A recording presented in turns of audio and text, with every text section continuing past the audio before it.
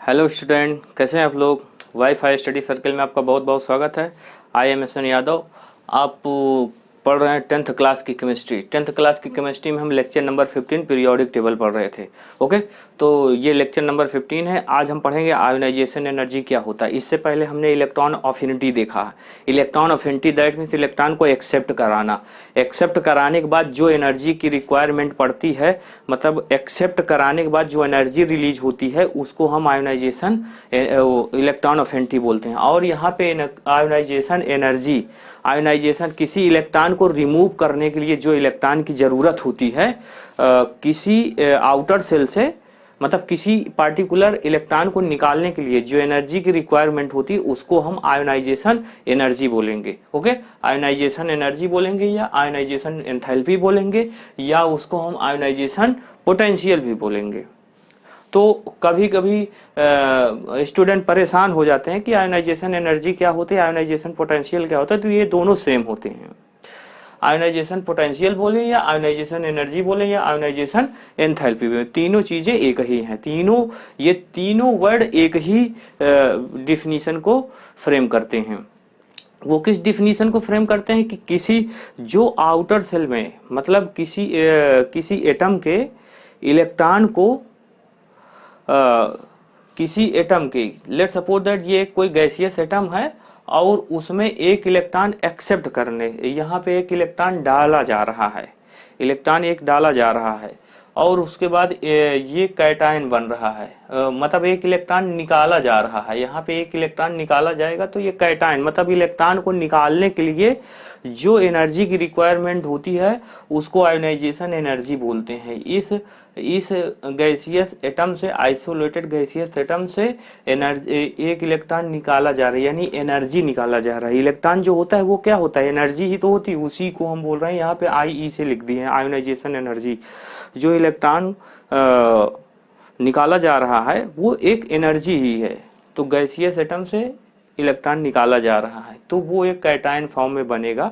Electron जब निकला तो वो आयोनाइजेशन एनर्जी का फॉर्मेशन किया है। ओके, दैट मीन्स हम ये कह सकते हैं कि वो एक, इसको हम थोड़ा सा और कायदे से समझने की कोशिश करते हैं। ठीक है, तो आइए चलते हैं थोड़ा सा यहाँ पे डिफिनीशन पढ़ते हैं, फिर इसको पूरा पीरियड वाइज देखेंगे और ग्रुप वाइज देखेंगे। The energy required to remove an electron from a neutral isolated, this is the neutral isolated gaseous atom।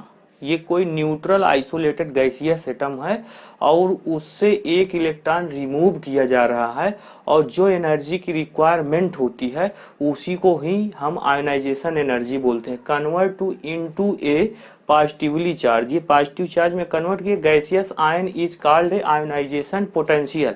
अब इसको हम आयोनाइजेशन पोटेंशियल बोलेंगे। फर्स्ट आयोनाइजेशन एनर्जी, मतलब एक अगर इलेक्ट्रॉन निकालते हैं किसी isolated gaseous, natural isolated gaseous atom से एक इलेक्ट्रॉन निकालते हैं तो उसको हम फर्स्ट आयोनाइजेशन एनर्जी बोलते हैं। अब देखिए पीरियोडिक टेबल में, मॉडर्न पीरियोडिक टेबल में लेफ्ट टू राइट जाने पे आयोनाइजेशन एनर्जी इंक्रीज करती है। लेफ्ट टू राइट जाने पे आयोनाइजेशन एनर्जी इंक्रीज करती है, आयोनाइजेशन एनर्जी भी इंक्रीज करती है। और पीरियोडिक टेबल में लेफ्ट टू राइट जाने पे इलेक्ट्रॉन अफिनिटी भी लेफ्ट टू राइट जाने पे इंक्रीज करती है। ओके, और मेटालिक करेक्टर की बात आती है तो metallic character top to bottom आने पे इंक्रीज करती है, लेफ्ट टू राइट जाने पे डिक्रीज करती है। आप नोट करते चलिए। फिर उसको इलेक्ट्रोनेगेटिविटी की बात आती है तो लेफ्ट टू राइट जाने पे इलेक्ट्रोनेगेटिविटी इंक्रीज करती है across a period, top to bottom आने पे इलेक्ट्रोनेगेटिविटी डिक्रीज करती है। तो तीनों के केस में आप याद रखिए, तीनों के केस में फर्स्ट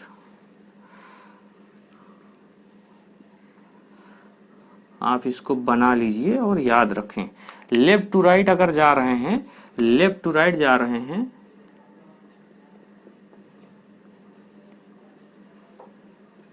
लेफ्ट टू राइट अगर जा रहे हैं तो यहाँ पे हम बात करते हैं सबसे पहले इलेक्ट्रॉन अफिनिटी की।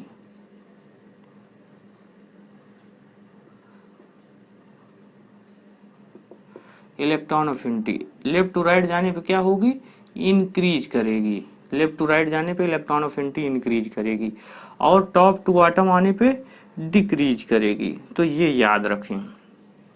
तो this is the first. Second की बात करते हैं आयोनाइजेशन पोटेंशियल। आयोनाइजेशन पोटेंशियल या इसको आयोनाइजेशन एनर्जी बोलते हैं, या आपको आयोनाइजेशन एनर्जी बोलेंगे, आयोनाइजेशन एंथैल्पी भी बोलेंगे इसको, आयोनाइजेशन एंथैल्पी। तो ionisation enthalpy, okay, ionisation enthalpy EN से इसको डिनोट कर रहे हैं। तो लेफ्ट टू राइट जाने पे ये भी क्या करेगी, इंक्रीज करेगी, और टॉप टू बॉटम आने पे क्या होगी, डिक्रीज करेगी जनरली। लेकिन यहाँ पे कुछ एक्सेप्शनल केस है, वो हम बताएंगे। इन जनरल अगर लिखना है तो आप ऐसे लिख सकते हैं, ओके। अगर किसी एटम की बात आ जाती है, पार्टिकुलर एटम की बात आ जाती है, तो वो भी बताएंगे हम, है ना। तो यहाँ पे अब इलेक्ट्रोनिगेटिविटी की बात आती है, तो लेफ्ट टू राइट जाने पे इंक्रीज करती है, लेफ्ट टू राइट जाने पे इंक्रीज करती है, टॉप टू बॉटम आने पे डिक्रीज करती है। अब मेटालिक कैरेक्टर की बात करते हैं, मेटालिक कैरेक्टर की बात करते हैं। तो metallic character left to right जाने पे डिक्रीज करती है और टॉप टू बॉटम आने पे इंक्रीज करती है। ये आपने देखा है, metallic character top to bottom जाने पे मेटालिक कैरेक्टर इंक्रीज करती है और लेफ्ट टू राइट जाने पे डिक्रीज करती है। नोट करते चलिए बेटा, बहुत इंपॉर्टेंट है और अब आपको समझ में आना चाहिए, है ना। और उसके बाद फिर आपका basic nature of the oxide, basic nature of the oxide की अगर बात करते हैं, नोट करिए, basic nature of the oxide, basic nature of the oxide, basic nature of the oxide. तो बेसिक नेचर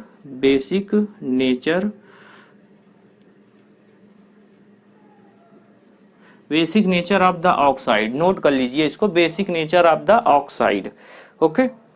तो basic nature of the oxide left to right जाने पे डिक्रीज करेगी, ठीक है, लेफ्ट टू राइट जाने पे डिक्रीज करेगी और top to bottom top to bottom आने पे डिक्रीज करेगी और लेफ्ट टू राइट जाने पे आपका लेफ्ट टू राइट जाने पे डिक्रीज करेगी और टॉप टू बॉटम आने पे इंक्रीज करेगी। तो इन दोनों को एक साथ याद रखें और उसको मेटालिक कैरेक्टर और बेसिक नेचर को एक साथ याद रखें। तो लेफ्ट टू राइट जाने पे डिक्रीज करती है बेसिक नेचर और टॉप टू बॉटम जाने पे इंक्रीज करती है। आई होप कि अब समझ में आ गया होगा, ओके। तो अब बात करते हैं, यहाँ पे एक पॉइंट और बात कर लेते हैं। This is the first, second, third, fourth, fifth and next की बात करते हैं यहाँ पे। तो अगर हम ये कहें कि एटॉमिक साइज की बात करते हैं, atomic size left to right जाने पे क्या होती है, डिक्रीज करती है ना जनरली, और टॉप टू बॉटम आने पे इंक्रीज करती है। और हम किसकी बात करें, चलो और कुछ देख लेते हैं। ये left to right periodic table जाने पे एटॉमिक रेडियस क्या हो रहा है, एटॉमिक रेडियस डिक्रीज करती है ना,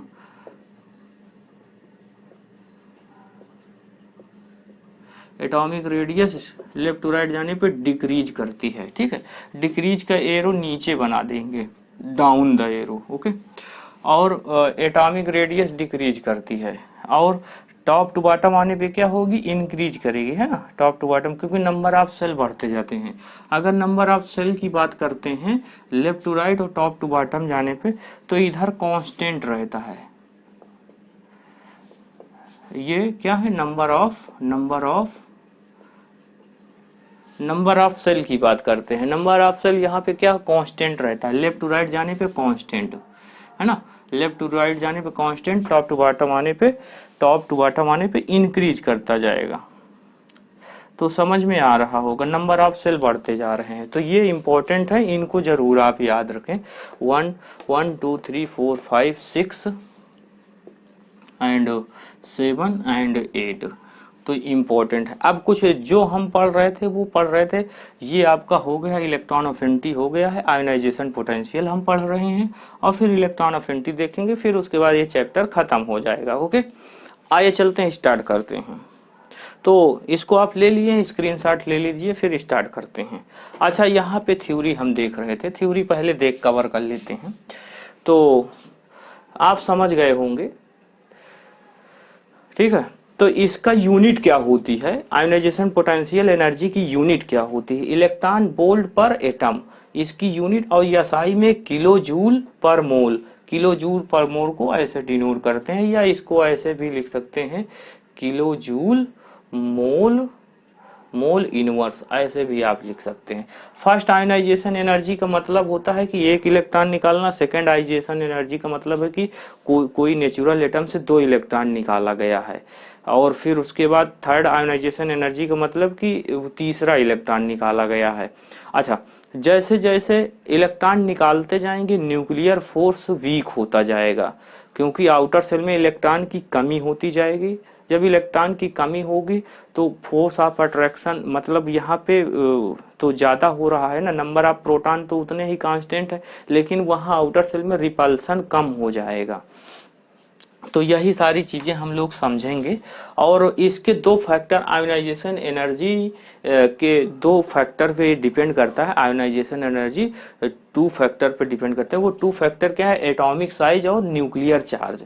एटॉमिक साइज और न्यूक्लियर चार्ज। तो एटॉमिक साइज का क्या इफेक्ट करता है, एटॉमिक साइज क्या इफेक्टेड है, क्या इसका डिपेंडेंसी है, ओके, आयोनाइजेशन एनर्जी पे। देखिए, ग्रेटर द एटॉमिक साइज, अगर साइज आपका बड़ा है तो यहाँ पे आयोनाइजेशन एनर्जी में देखिए लेफ्ट टू राइट जाने पे left to right ionization energy बढ़ती है, लेकिन साइज डिक्रीज करती जाती है। लेफ्ट टू राइट जाने पे आप देखिए साइज क्या होती है, साइज डिक्रीज होती जाती है। ये कोई एटम है लिया गया है और साइज लेफ्ट टू राइट जाने पे डिक्रीज करता है ना।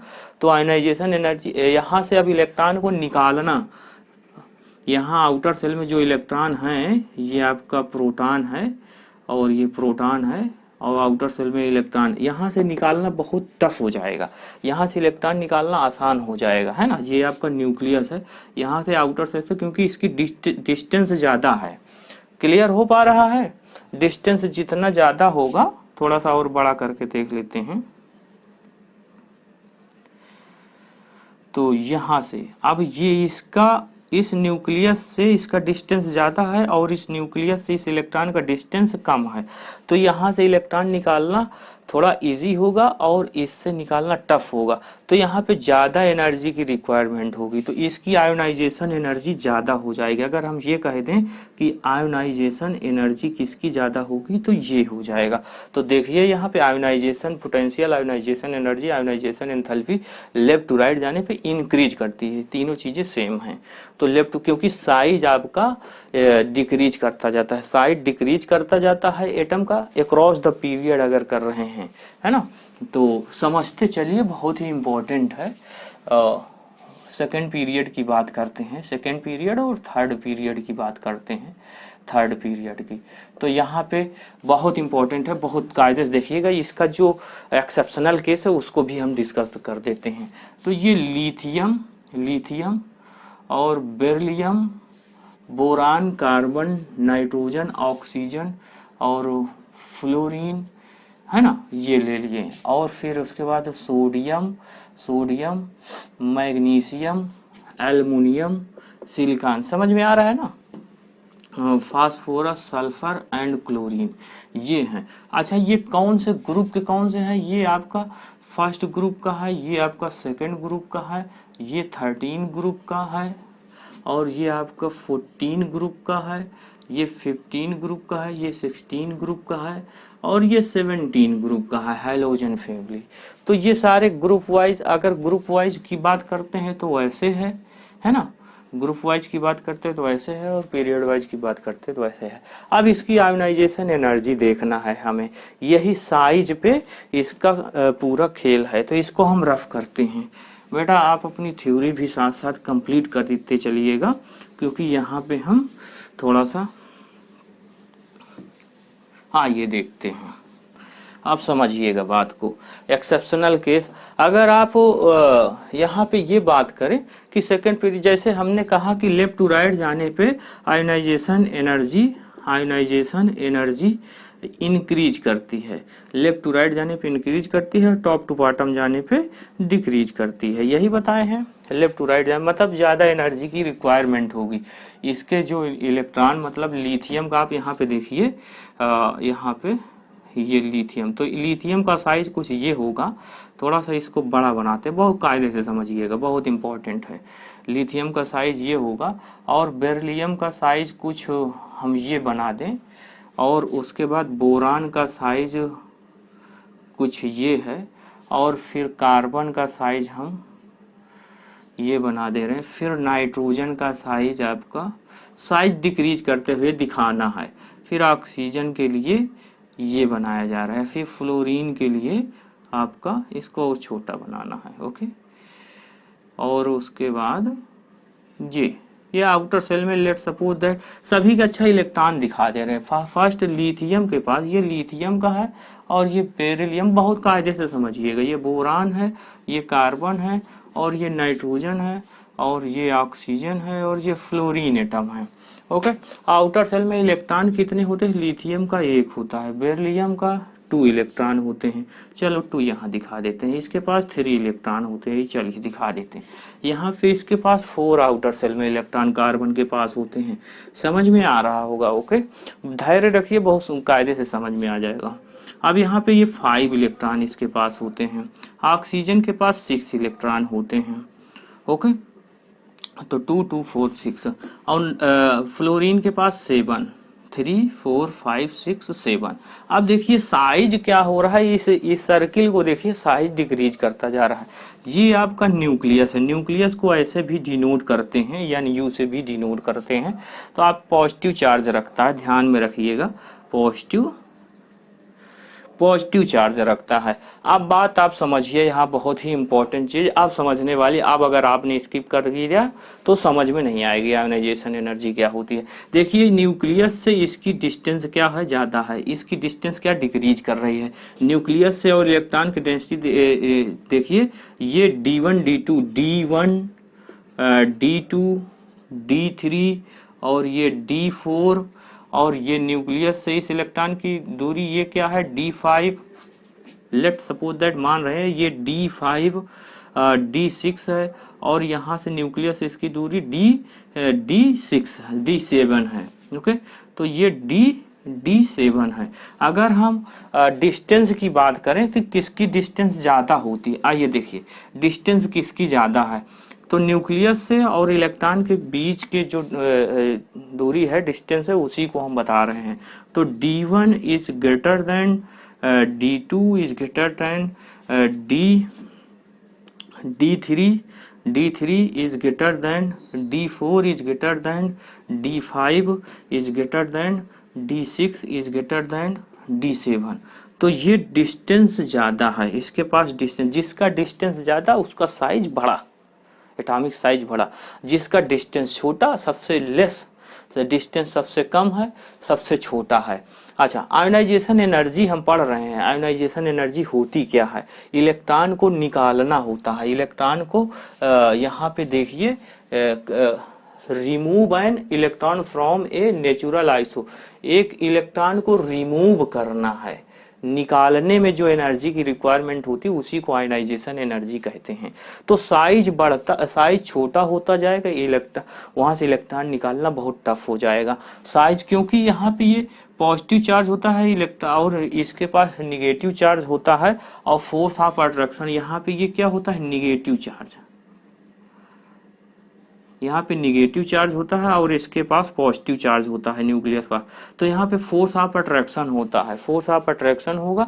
तो अब जितना छोटा न्यूक्लियर चार्ज बढ़ते जाएंगे, साइज मतलब कि साइज उसका जितना छोटा है, न्यूक्लियर चार्ज उतना ज़्यादा बड़ा होगा, और इलेक्ट्रॉन वहाँ से निकालने के लिए बहुत ज़्यादा एनर्जी की रिक्वायरमेंट होती है। इसीलिए लेफ्ट टू राइट जाने पे आयोनाइजेशन एनर्जी इंक्रीज करती है।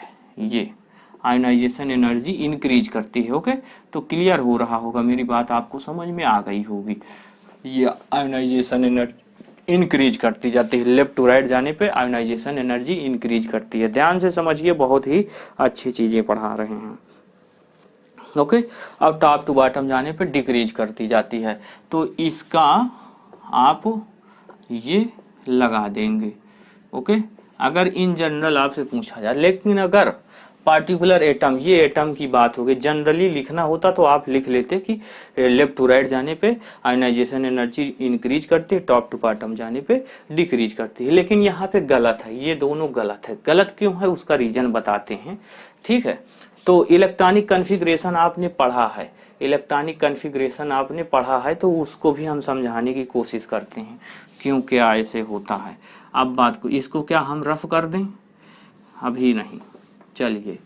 तो यहाँ पे देखिए लिथियम का जरा देखते हैं, Li लिथियम और बेरिलियम, बोरान, कार्बन। क्योंकि आप लोग IIT JEE फाउंडेशन बैच पढ़ रहे हैं, बोर्ड पढ़ रहे हैं, तो इसीलिए बताना जरूरी है। और कार्बन, नाइट्रोजन, ऑक्सीजन, तो थोड़ा सा यहाँ पे lithium, beryllium, boron, carbon, nitrogen, oxygen और फ्लोरीन। अब बात आप समझिएगा, 3, 4, 5, 6, 7, 8 और 9। This is the most important, बहुत कई बार ये पूछा गया है क्वेश्चन। आप अगर BSc के लिए भी अप्लाई करेंगे किसी अच्छे स्कूल में, सेंट्रल यूनिवर्सिटी में, तो आपको क्वेश्चन जरूर मिलेगा, या IIT JEE और मेडिकल में जाएंगे तो जरूर मिलेगा। बोर्ड में आपको सही से लिखना ही पड़ेगा। तो आयनाइजेशन एनर्जी जनरली अगर लिख देंगे कि लेफ्ट टू राइट जाने पे इंक्रीज करती है, टॉप टू बॉटम आने पे डिक्रीज करती है, तो ठीक है, मान्य है। लेकिन अगर किसी पार्टिकुलर एटम को कंपेयर कराना पड़ जाए तो वो गलत हो जाएगा। वो गलती इन दोनों में हो जाती है, ये चीज आप समझ लीजिए। ये इस मतलब ग्रुप, सेकेंड ग्रुप और 13 ग्रुप को इंटरचेंज करना होता है और 15 और 16 को इंटरचेंज करना होता है, सही हो जाएगा। फिर आयनाइजेशन एनर्जी वही ऑर्डर हो जाए। अच्छा, ये क्यों होता है उसी को समझा रहे हैं हम, उसी को समझाने की कोशिश कर रहे हैं। तो यहाँ पे 1s2 2s1, इसका इलेक्ट्रॉनिक कॉन्फ़िगरेशन 1s2 2s2, इसका इलेक्ट्रॉनिक कॉन्फ़िगरेशन 1s2 2s2 और 2p1। और कार्बन का जरा 1s2 2s2 और 2p2, कार्बन का 6 होता है ना। इलेक्ट्रॉनिक कॉन्फ़िगरेशन आपको आना चाहिए। अब यहाँ पे देखिए 1s2 2s2 और 2p, यहाँ पे ये 3 हो जाएगा। ऑक्सीजन का 1s2 2s2 और 2p4 हो जाएगा। और फ्लोरीन का 1s2, यहाँ पे फ्लोरीन का देख लेते हैं, फ्लोरीन का 1s2 2s2 और 2p5, ये 7, 2 और 7 आउटर सेल में ये इलेक्ट्रॉन होते हैं।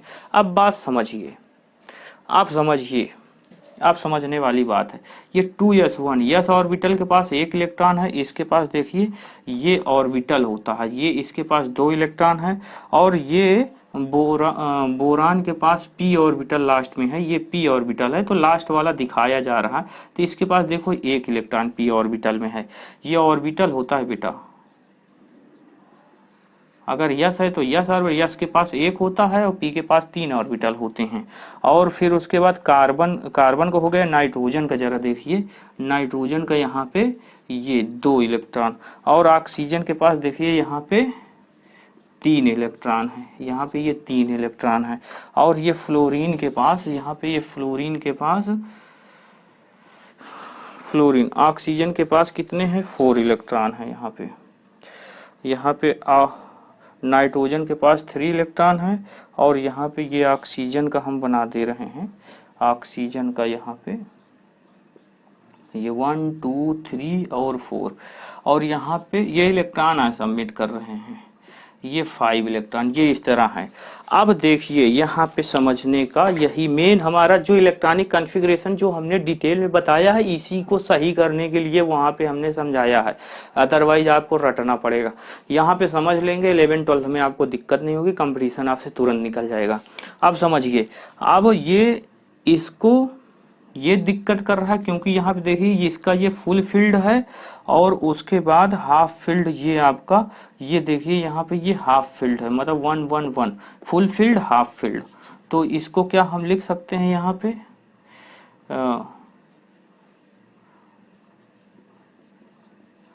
ये फुल फिल्ड ऑर्बिटल है और ये हाफ फिल्ड है।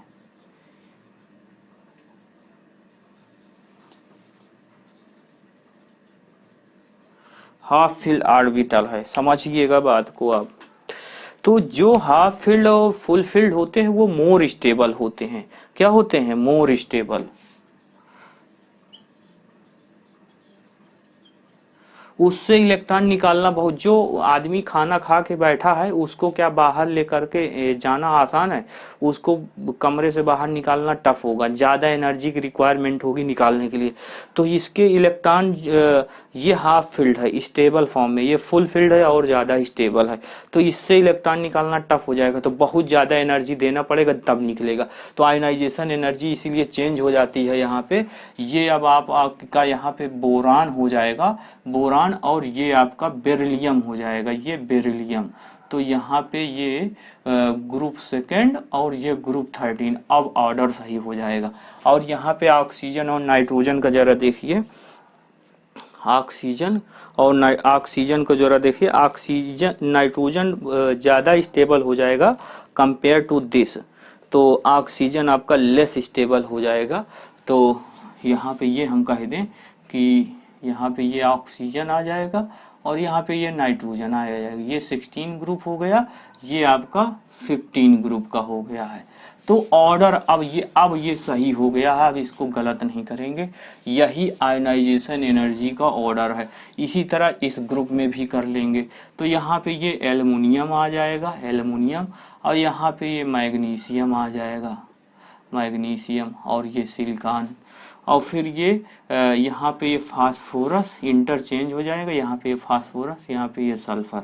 तो ये आयनाइजेशन एनर्जी का अब ये आपका सही हो गया है, 100%, इसको कोई गलत नहीं कर सकता है। अब ये आपका हमेशा के लिए आपका कंसेप्ट क्लियर हो गया है। तो समझ में आया, ionization energy left to right जाने पे इंक्रीज करती है, लेकिन जो सेकेंड ग्रुप और 13 ग्रुप है उनको आपस में चेंज कर दें, और फिर उसके बाद 15 और 16 को आपस में चेंज कर दें, तो वो correct ionization energy left to right जाने पे हो जाएगा। उसका रीजन है हाफ फील्ड और फुल फील्ड का। जिसका हाफ फील्ड हो या फुल फील्ड ऑर्बिटल इलेक्ट्रॉन हो तो वो ज़्यादा स्टेबल होता है, उससे इलेक्ट्रॉन निकालना बहुत टफ होता है, इसीलिए उसको एनर्जी की ज़्यादा रिक्वायरमेंट होती है। ज़्यादा एनर्जी देंगे तब उससे इलेक्ट्रॉन निकालना पड़ेगा, तब उससे इलेक्ट्रॉन निकाला जा सकता है। तो इलेक्ट्रॉन निकालने का मतलब क्या होता है? साइज पे डिपेंड करता है, एटॉमिक साइज और न्यूक्लियर चार्ज पे। तो वो हमने बता दिया है कि जिसका साइज जितना छोटा होगा, जितना साइज जिसका छोटा होगा वो उतना हाई आयोनाइजेशन एनर्जी होगी। इसका high ionisation energy, high ionisation energy. इसका less ionisation energy, less ionisation energy. तो आयोनाइजेशन एनर्जी जिसका साइज बड़ा होगा, एटॉमिक साइज बड़ा होगा, आयोनाइजेशन एनर्जी उसकी कम होगी। तो इस तरह आप समझ सकते हैं। इलेक्ट्रॉनिक कॉन्फ़िगरेशन समझाने का मेन मतलब हमारा यही था। ओके, तो समझ में आया। तो अब इसमें और देखिएगा, greater the atomic size the lesser the force of the attraction. Atomic size बड़ा होगा तो फोर्स ऑफ अट्रैक्शन यहाँ पे कम होगा, है ना। Since the electron of the new outer most shell make their removal easier. उससे इलेक्ट्रॉन, आउटर मोस्ट सेल से इलेक्ट्रॉन निकालना बहुत ही आसान हो जाएगा, क्योंकि साइज बड़ा है और फोर्स ऑफ अट्रैक्शन वहाँ पे बहुत कम हो जाएगा, फोर्स ऑफ अट्रैक्शन बहुत कम हो जाएगा, है ना।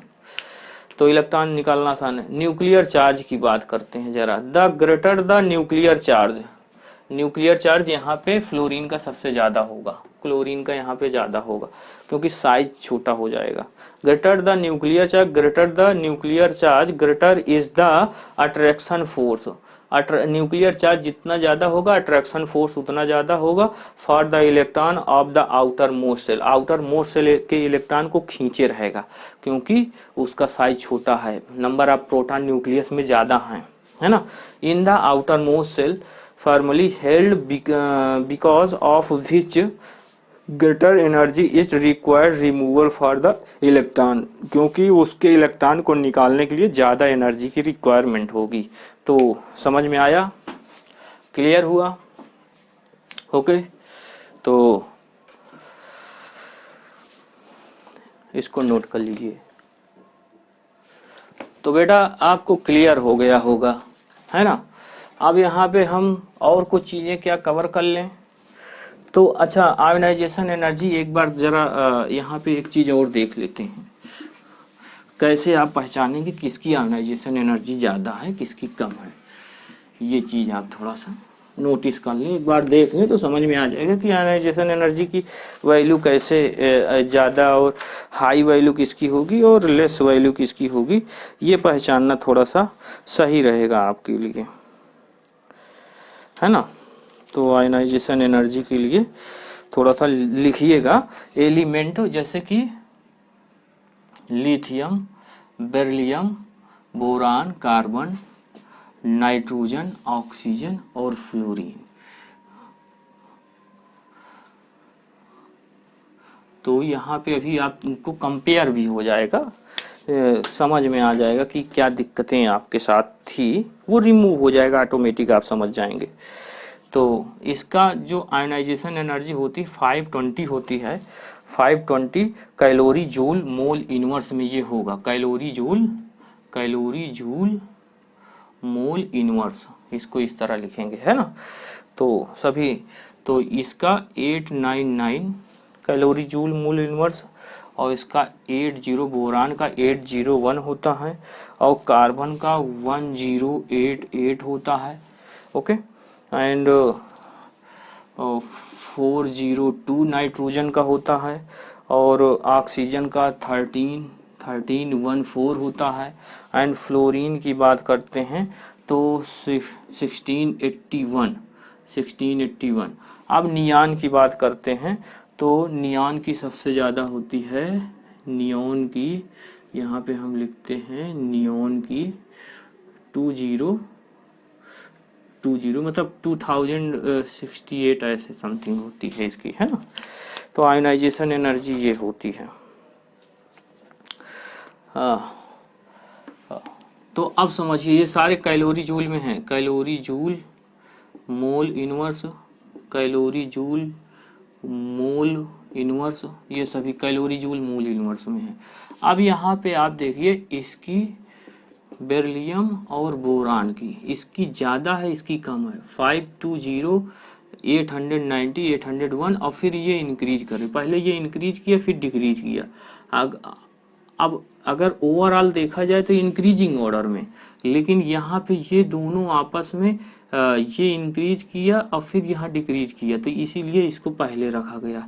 तो लिथियम, फिर बोरान, कार्बन, नाइट्रोजन, कार्बन, और यहाँ पे देखिए इन दोनों को, ये 1400 है, 13 है, और ये 16 है, तो 14 पहले आ गया है।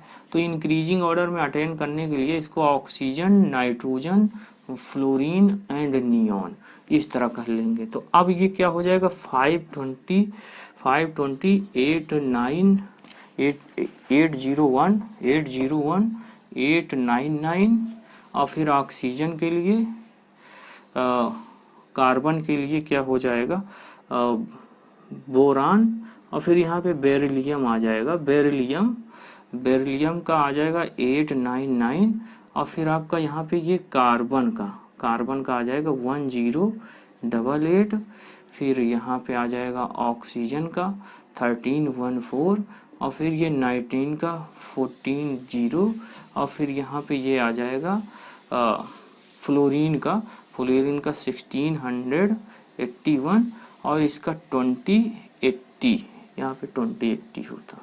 ओके, कैलोरी जूल में। तो अब क्लियर हो गया है। तो ये इंक्रीजिंग ऑर्डर में आयोनाइजेशन एनर्जी क्या है, इंक्रीजिंग ऑर्डर में है। समझ में आया कि कैसे ये कैलोरी जूल में होता है। तो इसी तरह हम सेकेंड ग्रुप में भी कर लेंगे, इंटरचेंज कर लेंगे। तो आयोनाइजेशन एनर्जी ये करेक्ट ऑर्डर है। तो इस तरह वैल्यू आपको गिवन होगी कि आयोनाइजेशन एनर्जी कैलोरी जूल में, या कैलोरी जूल मोल इनवर्स में, या इलेक्ट्रॉन वोल्ट पर एटम बोले, है ना, इलेक्ट्रॉन वोल्ट पर एटम, तो दोनों चीज़ें सही हैं। आई होप कि आपको समझ में आ गया होगा। अगर अब यहाँ पे ज़रूरत नहीं है कि इसकी एक्सपेरिमेंटल वैल्यू आपको दिया जाएगा, तो इसी तरह आपका सेकंड थर्ड पीरियड का दिया जाए तो वहाँ पे आप समझ सकते हैं। अगर कहें तो उसको हम लिख सकते हैं, ऐसा नहीं है, लेकिन ऐसा कुछ कोई दिक्कत नहीं है क्योंकि यहाँ पे हमने वेरिएट करके लिख दिया है। तो ये है। आई होप कि आपको वीडियो पसंद आया होगा, और हम अब नेक्स्ट लेक्चर लेकर के आएंगे। लेक्चर हमारा 16 होगा और उसमें इलेक्ट्रोनेगेटिविटी की बात करेंगे। और तब तक के लिए आपसे हम माफ़ी चाहेंगे। और लेक्चर को आपने देखा है, आपको लेक्चर पसंद आया है, अपने से फ्रेंड को शेयर करिए और सब्सक्राइब करिए स्वयं, और पढ़ते रहिए, मस्त रहिए। All the very best. Thank you.